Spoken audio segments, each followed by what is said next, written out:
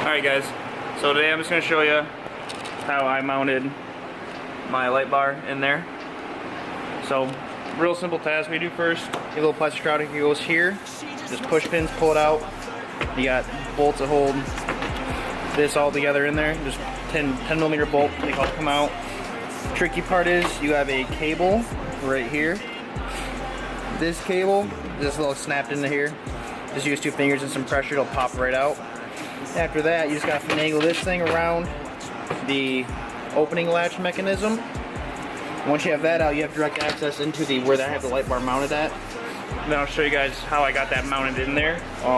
But this is to prove that a 40-inch light bar will indeed fit inside the grill of a 2007 Avalanche. So, all right, and then took about 2 minutes, and they just finagle around. This is hard to get that around. Just usually what I do is dip it down on this side, and then you can kind of finagle it around there.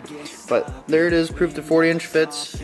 It's snug on both sides of the light, so you're not really about as big as you can go as a 40. If I was to be safe, and I'd say run a 32, just so you can have more play down here.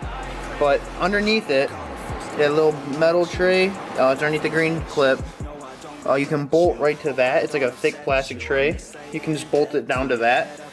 And then all I'm going to do now to kind of help just be safe is I'm just going to run some zip ties around the front of it right here and run it to the cross member right here. So we'll just zip tie it from that to that. That way just, because it's already kind of resting close to that, that way just kind of keeps it from shaking around. And then you have clearance on the condenser there, and then it's not hitting nothing over here.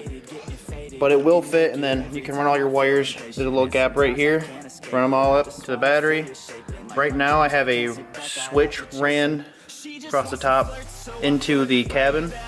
And then what I'm going to do today is eliminate that, wire it to my high beams, which means I just got to tap into the power and ground wire right here. And then what I'm going to do is run the relay for the switch off the high beams and not run the power of the actual light bar on the high beams. That way when I turn my high beams on, it activates the relay to send power to the light bar. So just kind of that way I don't have to have switches drilled and cut inside. It's just kind of finagling around in there. But that is the extent of what I'm doing with this one. And here's my zip ties I'm just going to use. Yeah, so we're going to take my harness I have over here, pretty much shorten it, all the extra feet they gave me, and just tie it into the high beam power and ground wire for the switch. So when I turn the high beams on, it'll act like a switch turned on, which will turn the light bar on. So high beams and light bar, because I already have LED headlights and my high beams are like light bars anyways. So we're gonna run it like that. All right, so I just got a zip tie down, so it's a little, I mean, it ain't going nowhere, but so like, it ain't going nowhere. But all I gotta do now is take the wires that are over here, just dangling. What it is the white and the blue turn on the light bar. The white and the black turned on the switch LEDs, like when you turn it on, it lit up red. So we can kind of just cut this one out. We don't really need this one. What I'm gonna do is run figure out which one's power, which one's ground. So when I wire it up, I can run the power side to the red wire for the back LEDs, so I have LEDs. And the blue will be ground. All you have to do is, one bolt here, and then one bolt down in the fender. That's the pain in the butt to get to. There's videos online how to show you how to do that. I already did it because I didn't feel like showing how to do that. That stuff's real pain, but so it will just kind of move out. It's a big pain. You don't have to take the whole bumper off like it says to get the headlights out.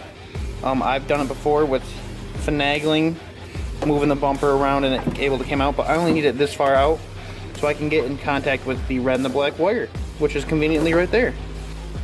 Alright, so I figured out what I did before was a lie. A little bit dumb. So I only need to send power to the blue wire. So all I gotta do is the power wire down here, this one right here. This is power for the high beam. Right down there. That's power for the high beam. I'm gonna turn the high beams on, and I get this connected to here.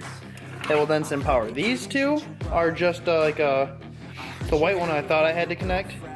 It was completing the circuit afterwards, where all you do is send blue the power. So the white one was power in, and then the switch stopped power from going from the blue. The blue just needs power to power on the, or to send power to the relay to turn on the light bar. Therefore, we hook up the blue wire to the power wire on the high beam. That means that I will be able to send power to the light bar relay by turning on my high beams, which will then turn on the actual light bar itself, if that makes sense.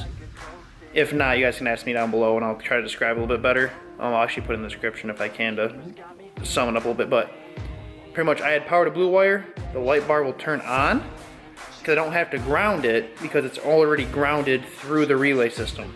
So just need power to blue wire, and that turns on the light bar. So I'll show you guys what I mean in a second. Alright, so right now, high beams are not on. If I touch the blue wire to this cable right here, nothing's gonna happen. Now let me turn on the high beams, and it will actually turn on. Alright, so now my high beams are on, which are these bulbs right here. Sorry, they're a little dirty, it's snow. So anyways, I take the blue wire, and I will touch it for a test. As you can see, the light bar turned on. So, when this gets power, light bar will turn on. Now let me go turn off the high beams. Alright, so now, my high beam is off. So, in theory, first I'm testing it, blue wire, touch here, and it should not turn on. Light bar's not on. Therefore, I just need to phantom clip this to this wire, tape it up, make sure the section's good. I'll probably solder too. Yeah, just connect it, and then there you have it. You run, so you don't really use your high beams when you're coming down the road at people. So why not put your high beams to your light bar, and you don't have to drill holes inside the switch. So that was my goal, and I'll get it done and show you guys what it looks like afterwards. So that's low beams, and that's high beams. So basically, we're just gonna run down what I did to make it easy, guys. So step one, remove old trim pieces. You got one that's push pins up top. There's like 6, I believe, and then you got 10mm screws holding in little section piece. Also holds the lights in to undo the lights. So you can get that piece out that's behind here. There's a bolt here and a bolt down here, and that's on both sides. And once you get them all out, that pulls out real easy. This will move a little bit. You can bolt the light bar down to the bottom. You just take a little drill it down, and that's how you mount that one in. After it's mounted, you have a relay set up. All you need is to figure out which power or which wire needs power and tie it into the high beam power wire. Or I guess it could go ground because it'll still get power. So all I did was find the high beam wire, touched it to it, turn the high beams on while it was touched to it, see if it turned on the bar. It turned on the bar. That's when you want to go to. When the low beams are on, it won't turn on. When the high beam lights turn on, it will turn on. So that is my makeshift switch, I guess. I don't like drilling holes inside my actual dash in my truck. I like the dash setup in my truck. So now I have a light bar that is set up to not blind people going down the road, because my low beams are plenty bright enough being LEDs. Turn my high beams on, they're gonna be mad anyways. So I'm about to turn on the light bar with it, and I'll definitely know for sure that I am running my high beams when I'm not supposed to. So definitely don't recommend running the light bar down the road. Very illegal, and I think most states actually like big fine. They might even get it taken away or something. If you guys like this video, I'd really appreciate if you guys give me a like and comment down below. Things I did good, things I didn't do good. Help you guys out understand a little more. If you have any questions, please ask me. I'll tell you what I did. All these should be the same unless your vehicle has a high and low beam like dual bulb setup. I'm sure it's the same concept, but it's gonna be different than the way I did it. So that's how I wired in my light bar for my truck. If you did enjoy this, please be sure to like the video and leave a comment down below if I could sum up something a little bit better for you guys. I normally respond within a day. I've had a couple people ask me stuff, so that's how I did it. I still have to finish up. Like, that's why everything moves. It's not all finished up yet. I'll throw a nice little video at the end of it working with the everything buttoned up, so it looks good and pretty, and I might even, give it a bath or something. So, thank you so much for watching, and I hope you guys have a great day. See ya.